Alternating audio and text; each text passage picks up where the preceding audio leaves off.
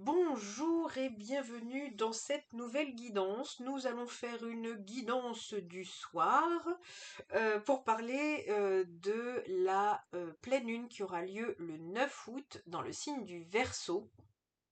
Très intéressant pour cette guidance, j'étais absolument dans le besoin de laisser mes lunettes, alors que généralement je n'aime plus trop les porter, et me filmer avec. Là, l'importance de laisser mes lunettes s'est fait sentir. Donc d'ores et déjà, je me permets de vous placer ça, parce que ça m'est venu comme une évidence. Le signe du Verseau, c'est un signe visionnaire, c'est un signe qui voit à moyen long terme. Et donc, il y a un besoin de voir clair, vous voyez, et le fait d'avoir les lunettes, c'est vraiment, voilà, vous voyez, le geste que je fais, c'est, il y a quelque chose qui va se passer de cet ordre-là, dans la pleine lune, il y a quelque chose qui va vouloir être mis au carré. Alors c'est très rigolo parce que le Verseau est plutôt du genre signe libre, etc. Et pas du genre, c'est plutôt la Vierge qui serait plutôt du genre carré. Ça commence tous les deux par un V. D'ailleurs, le V en numérologie relève du numéro 22, qui est le numéro du bâtisseur, hein.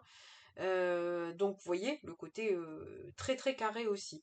Donc il y a certainement des choses qui vont avoir besoin d'être mises au carré, certainement pour aussi anticiper un besoin en liberté, parce que le Verseau est un signe très très indépendant, très novateur aussi. Euh, et donc forcément pour aller euh, oui, mais on me dit par contre, voilà, pour aller un petit peu conquérir des nouveaux terrains, des nouvelles inspirations, des nouvelles idées, il faut quand même un fond de sécurité. Donc on me rappelle encore une fois la fameuse sécurité du cadre. J'insiste pas trop, vous connaissez mon avis sur la chose, on en parle très très souvent dans mes vidéos. Voilà, il y a toujours un petit peu ce truc challengeant de dire, voilà, si vous avez une vision, restez focus sur votre vision.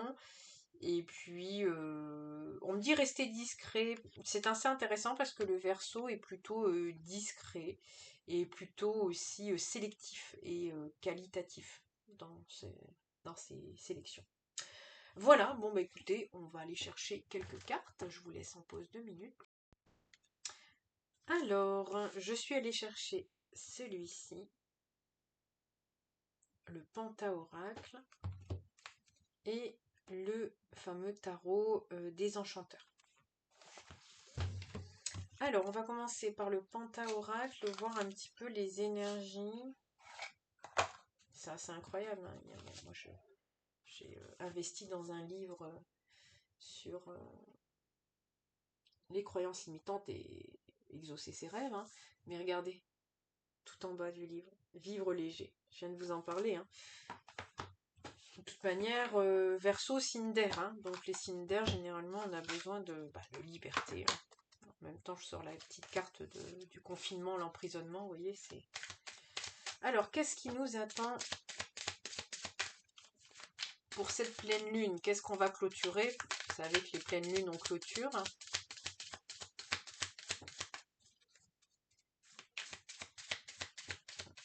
Alors, qu'est-ce qu'on va à la pleine lune?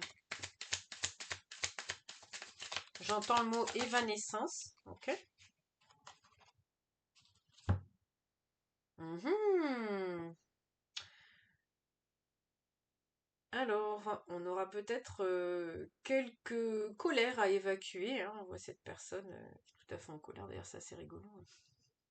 Elle aurait les cheveux un peu plus frisés que, on dirait, la July. Oui, moi ça me parle, hein. J'ai mis des années à ressortir la colère et à l'évacuer de manière saine aussi, à pas s'auto-saboter et se faire du mal à soi-même, de le faire en temps et en heure, d'exprimer en temps et en heure son point de vue et ses limites, parce que la colère c'est généralement quand on a franchi les limites du raisonnable pour nous-mêmes. Et c'est aussi prendre de la distance. Alors, c'est assez intéressant. Aujourd'hui, j'ai racheté de nouveau les 4 accords Toltec parce que je pense que c'est un livre qui doit rester dans la bibliothèque, qui doit être lu de temps en temps, comme pour pas oublier les accords de base, hein, 4, hein, encore une fois. Mais c'est aussi l'histoire de pas en faire une affaire personnelle. Ici, je vois le mot offense en dessous. Donc, il y a un savant, on dit un savant mélange de tout ça. C'est de faire la part des choses entre ce qui vous incombe, c'est-à-dire vos propres limites, et il n'appartient qu'à vous d'expliquer, d'enseigner aux autres vos limites. Enseignez aux autres vos limites et vos règles. On a le numéro 74.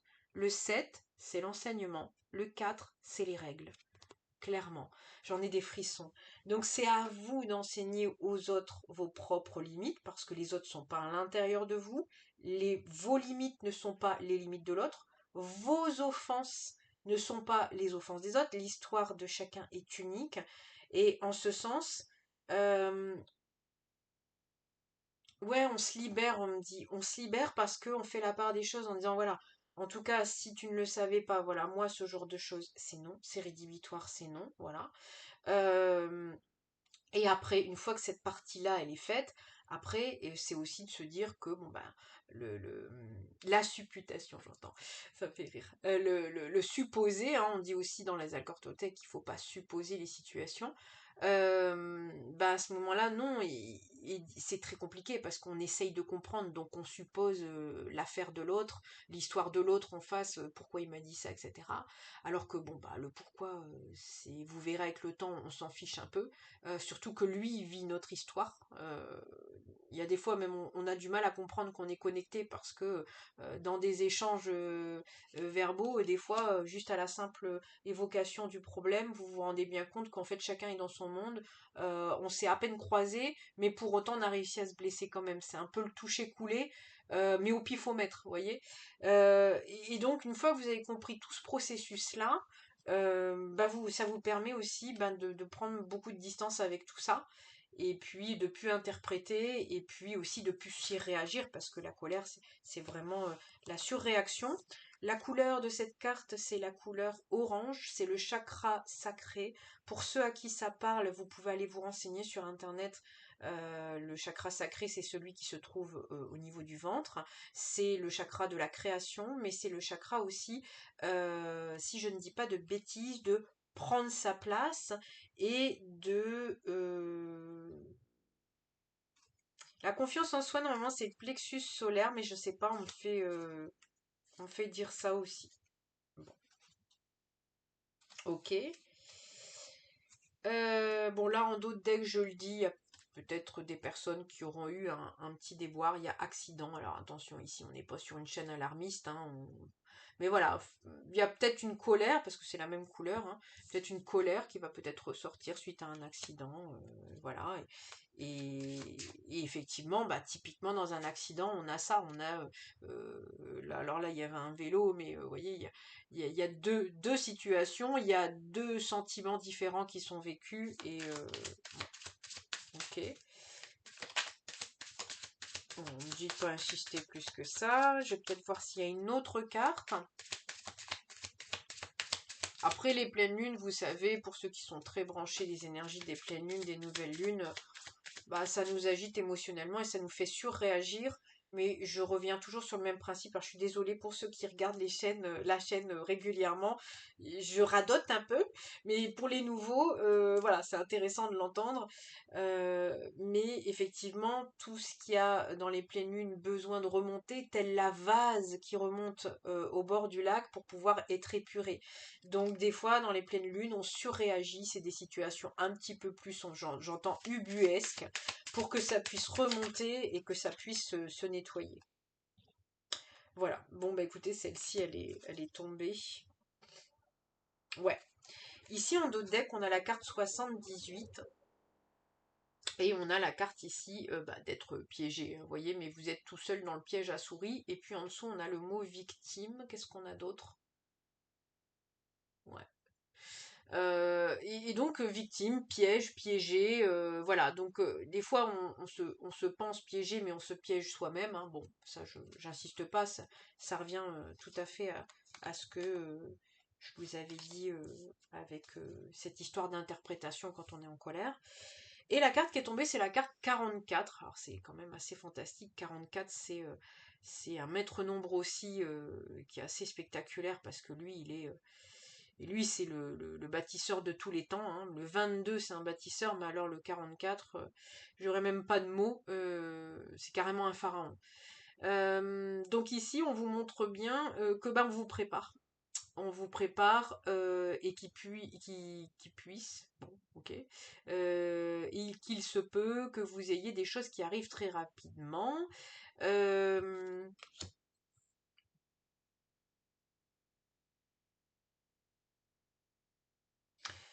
Clairement, ça me fait repenser à des vidéos que j'avais entendues aussi. Euh, Peut-être qu'il y a des personnes qui en ont marre de surréagir, qui en ont marre d'avoir des choses peut-être désagréables dans la vie ou dans les moments, bon alors les pleines lunes hein, bien sûr, mais dans l'année ou mais d'un autre côté, encore une fois, tout est question de vision et de positionnement. Euh, Essayez de vous dire aussi que la vie, c'est aussi une certaine manière une préparation de l'âme. Donc des fois, bah, vous allez vivre des situations, trois, quatre situations assez désagréables pour que vous puissiez vous affirmer, pour que vous puissiez faire le nettoyage vous-même dans votre propre vie. Et une fois que le nettoyage est fait, tout comme vous faites votre ménage dans la maison, après vous profitez d'une maison toute propre, bah là c'est pareil. Tout ce que vous êtes en train de construire là, c'est pour vous, c'est d'ailleurs aussi pour les générations d'après, parce que tout ce qu'on fait sur le transgénérationnel, ça libère quand même bah, toute la lignée, donc c'est pas sans rien. Hein, et c'est peut-être ça qu'on vient me ramener dans le 44 et dans le côté très pharaon. Je ne pense pas il se soit imaginé que les bâtiments allaient rester autant d'années et véhiculer leur énergie dans le cœur de beaucoup d'entre nous d'ailleurs. Moi je suis très très branchée Égypte. Hein. Euh, je pense pas qu'ils pouvaient s'imaginer qu'ils étaient là au long terme. Vous voyez, quand j'ai pris la carte du 44 et que juste avant que je dise Pharaon, je pensais aussi au menhir. Alors moi ici je suis en Bretagne et donc j'ai eu la joie de découvrir bah, la vibration des menhirs et des mégalithes, hein, qui sont d'ailleurs deux choses différentes bien entendu surtout. Mais c'est pareil, quand ils ont construit ça, ils avaient déjà une vision, tel le Verseau, ils avaient déjà une vision long terme, mais là, c'est vraiment du long terme, quand vous voyez depuis combien de temps c'est établi.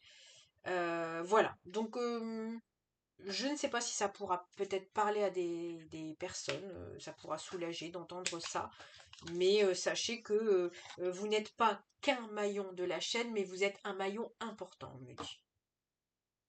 Voilà. Ceci étant dit, nous allons chercher des cartes dans le tarot des enchanteurs. Rien que ça. Allez, qu'est-ce qu'on peut nous dire sur cette pleine lune? Qu'est-ce qu'on va évacuer? Oula oui. Oula oui. Bon bah je vais les prendre, hein. Elles se sont retournées tellement rapidement. Puis en plus ensemble, c'est assez incroyable.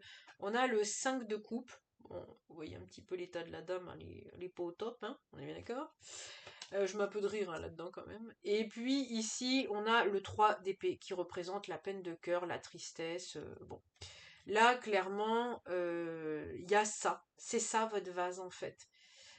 Ici, on a l'horloge, c'est assez intéressant. Je vais du coup peut-être vous en parler. L'horloge qui tourne aussi. Il y a peut-être des gens qui sont dans des situations un peu stagnantes en ce moment et qui entendent quand même l'horloge tourner. Je vous dis ça parce qu'on est dans une pièce où vous voyez derrière moi, il y a mes cartons qui attendent de déménager. Et tout à l'heure, j'entendais une horloge et je me suis rendu compte que j'avais oublié d'enlever une pile dans une horloge et donc on entend le tac tac tac tac tac, le temps qui tourne. Voilà, donc peut-être des gens qui focusent sur le temps, qui sont tristes parce que ça n'avance pas, qui sont sur des regrets. Hein. Le 5 de coupe, c'est des regrets. C'est beaucoup de regrets, beaucoup de tristesse. Ça revient à ce que je disais, peut-être ces personnes qui se sentent très blessées d'avoir vécu tout ça dans leur vie. Euh, Majoritairement, dans les challenges de vie, plus c'est souffrant, plus vous évoluez, quoi. C'est malheureux à dire, mais c'est tellement vrai. Et plus vous avez des valeurs de cœur, généralement, quand il y a eu des grandes souffrances, la valeur de la vie est beaucoup plus importante et vous êtes beaucoup plus respectueux. Alors, encore une fois, je suis pas là pour aller au détail de ce que chacun a vécu, mais on me dit c'est le flot de la vie. Ça, c'est certain.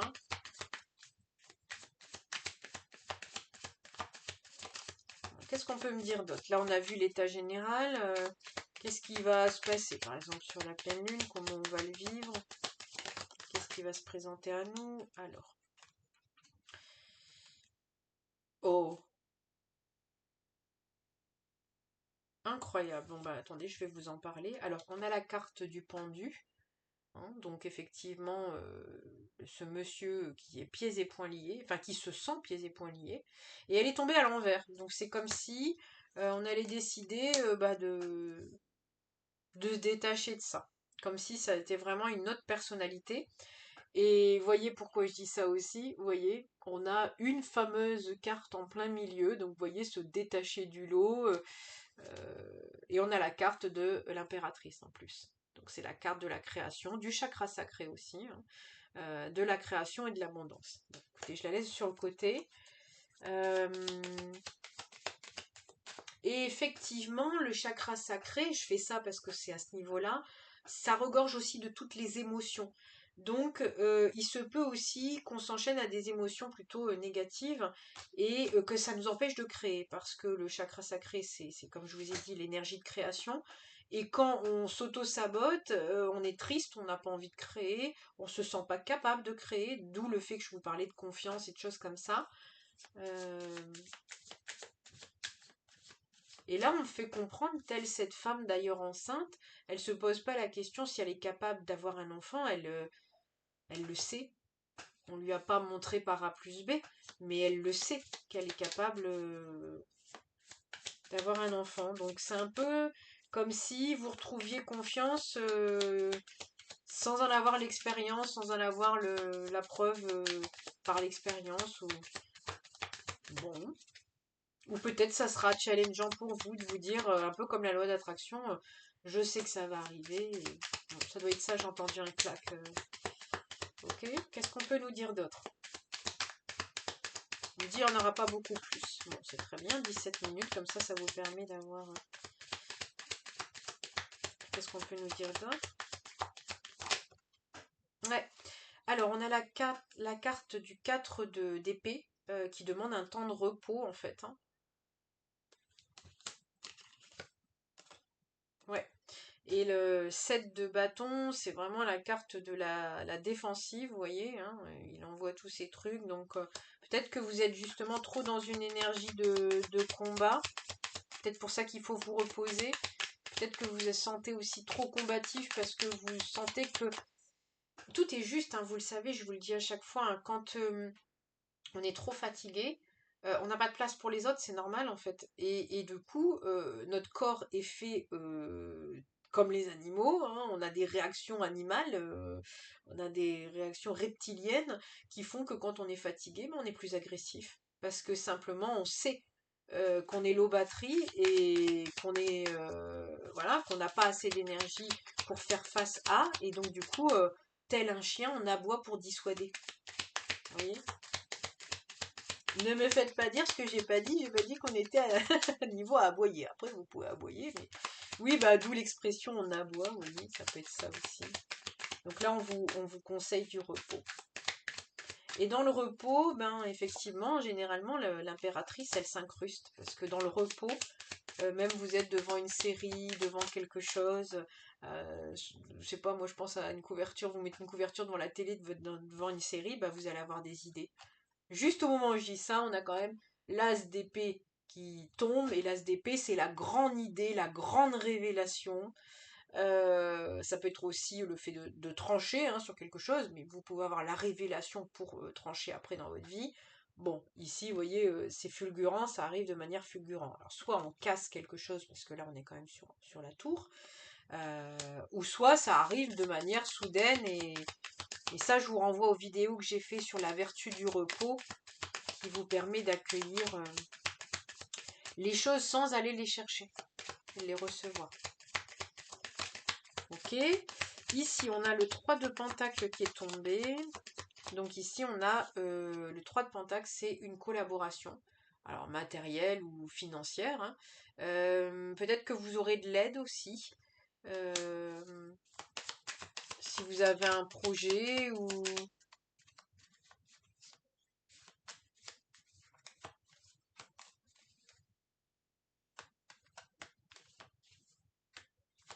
Ah, c'est intéressant ce qu'on me dit. On me dit, voyez, regardez bien l'image. Il y en a une qui lit, comme une to-do list, comme la liste des vœux. Une autre qui actionne une sorte de sortilège, mais toujours, comment dire, matériellement parlant, hein, elle est là avec une boule, je ne sais quoi. Et nous avons Merlin derrière, qui lui invoque les puissances célestes. Donc c'est comme si bah, vous aviez, on vous rappelle que c'est ça le processus. On vous rappelle que même si vous êtes là avec votre to-do list, par exemple, ben, on vous rappelle aussi bah, que vous avez de l'aide, que vous avez aussi peut-être des personnes qui vont vous aider à matérialiser vos vœux, parce que là, elles matérialisent les choses.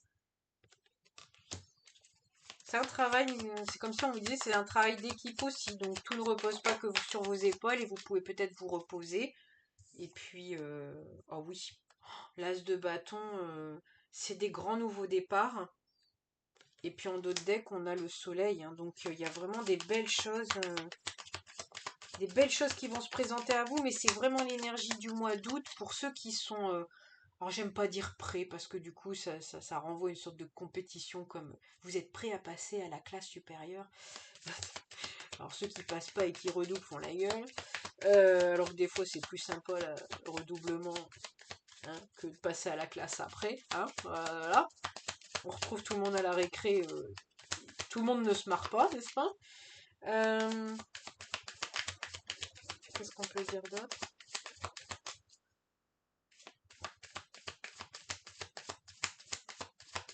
Bon, j'ai l'impression que c'est tout. On me dit un autre jeu de cartes. Alors, en dos de deck, on a quand même le 10 de Pentacle, qui est la grande réalisation matérielle, financière, indépendance matérielle et financière si vous le souhaitez. Donc, on est sur quand même du grand niveau.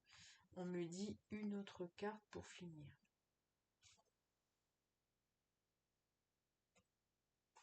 Allez, l'oracle fortune. Et on terminera avec celui-ci.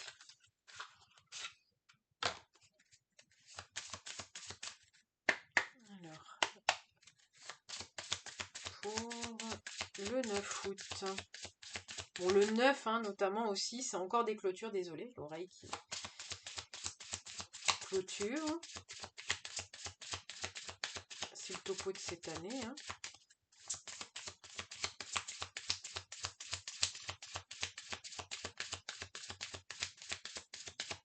Et le 8, on prend sa place. Vous savez, enfin l'abondance aussi, hein, donc il y a peut-être, vous allez peut-être mettre aussi un terme à des choses qui sont financières, ou qui brassent de l'argent, je ne sais pas. On me dit meilleure place. Okay. Voilà. Bon, bah en dos de deck, c'est beau, on a l'étoile. Les tendures sont derrière. Regardez en face l'abondance, la joie, l'enthousiasme, la positivité. Voilà. Donc on vous dit là bien que les galères sont derrière vous, hein, que le plus gros a été fait. Il se peut d'ailleurs qu'il y ait des engagements derrière. Hein. On parle d'engagement derrière, donc prenez le domaine qui vous correspond. Et puis bah là, on a la carte du caméléon, c'est quand même assez incroyable. Soyez attentifs. Mais oui, soyez attentifs à ce qui se passe actuellement en fait. Là, tel le caméléon, euh, bien sûr, il change de couleur avec son environnement, mais c'est pas ce que je ressens là.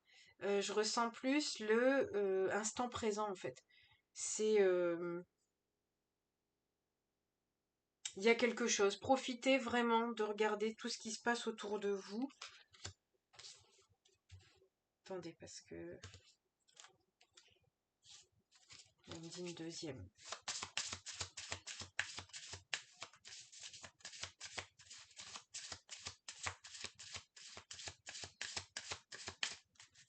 Je sais pas, on me parle de colonel en médiumnité, je sais pas pourquoi on me dit ça. Ça parlera peut-être à quelqu'un. J'ai un oiseau qui est passé à ce moment-là au-dessus du Vélux. Ok, alors, qu'est-ce qu'on peut dire d'autre?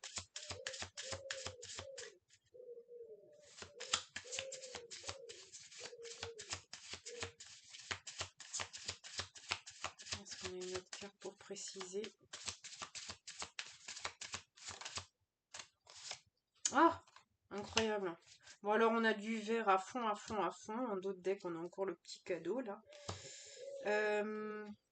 On a encore la fameuse carte de notre libellule, donc de la légèreté, surtout, mais aussi les guides, hein. Donc, bon, clairement, beaucoup de vert comme ça me fait penser aussi à l'archange Raphaël, hein, pour ceux à qui ça parle. Euh, Ouais, on me parle de guérison de cœur, mais ça ne m'étonne pas parce que euh,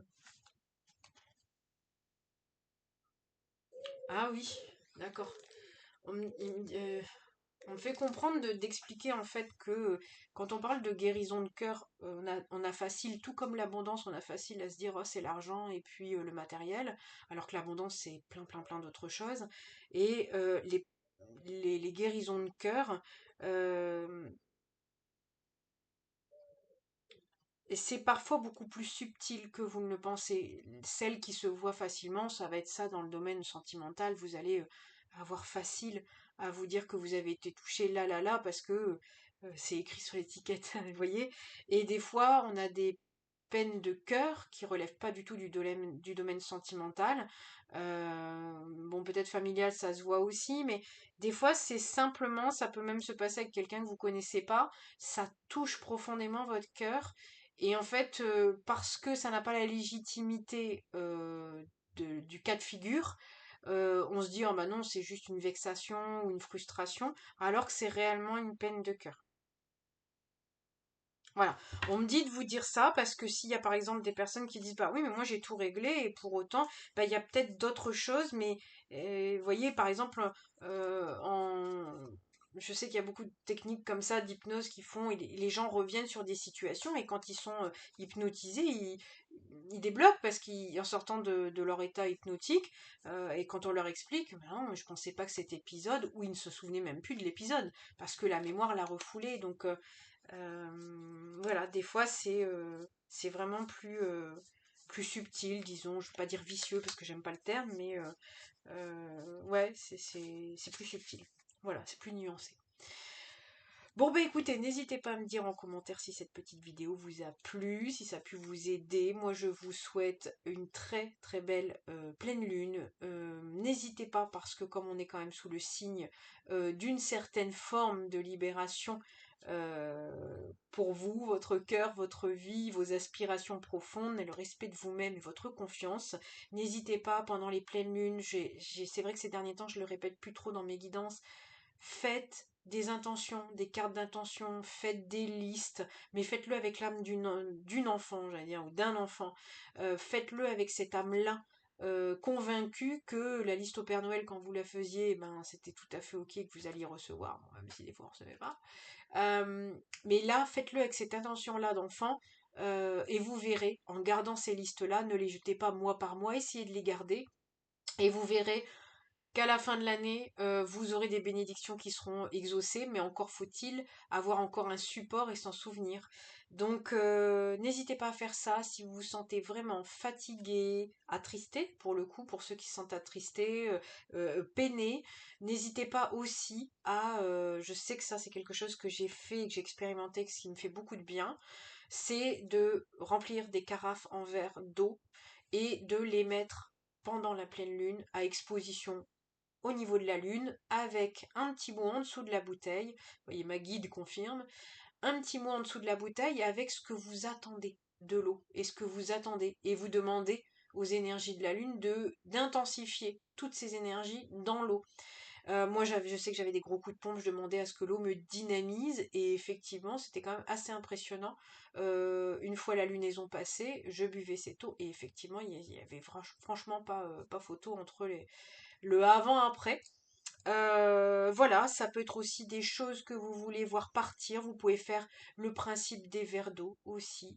Alors là, ils ne sont pas à boire, hein, mais dans un verre d'eau, vous mettez aussi ce que vous voulez voir partir de votre vie. On ne fait ça que pour soi, on ne fait pas ça pour les autres personnes, surtout, c'est très important, j'insiste beaucoup là-dessus, sinon vous transformez d'une simple intention en une sorte d'espèce de magie parce que vous manipulez les énergies d'une autre personne. Surtout, on reste bien sur soi, il y a déjà bien assez à faire sur soi, mais vous pouvez par exemple vous demander à faire partir une tristesse, un sentiment de vague à l'âme dans votre vie. Alors, vous le mettez dans ce verre-là, et effectivement, quand la lunaison est passée, vous le mettez dans la chasse d'eau, vous le mettez dans le toilette et vous tirez la chasse d'eau, ou vous le déversez dans la nature en remettant toutes ces énergies à la nature. Bon, je vous conseille quand même plus les toilettes parce que si c'est une énergie négative, c'est quand même plus, voilà, un petit peu plus le circuit normal. Voilà, ça vous permet des fois d'enlever les choses. Sachez une dernière chose, c'est quand vous demandez aussi quelque chose dans ce goût-là. Parfois, les premiers jets aussi, c'est pas toujours agréable. C'est-à-dire que si vous demandez à faire partir, par exemple, un sentiment de tristesse, peut-être que vous rencontrerez quelqu'un qui va vous parler et qui va vous faire parler et qui va vous faire sortir tout ce que vous avez à sortir, qui va vous faire pleurer peut-être, parce que ça va ramener la tristesse pour qu'elle soit évacuée. Donc des fois, ça peut être inconfortable, n'en est-il pas moins que le vœu est exaucé. Voilà, je vous souhaite une très belle lunaison, je vous envoie de belles énergies et moi-même je vais m'affairer à faire des eaux lunaires pour cette pleine lune parce que ça me fera grand bien. Je vous embrasse très très fort et j'ai hâte de vous lire dans les commentaires et à très très bientôt pour une nouvelle guidance. Salut la team, ouvrez l'œil.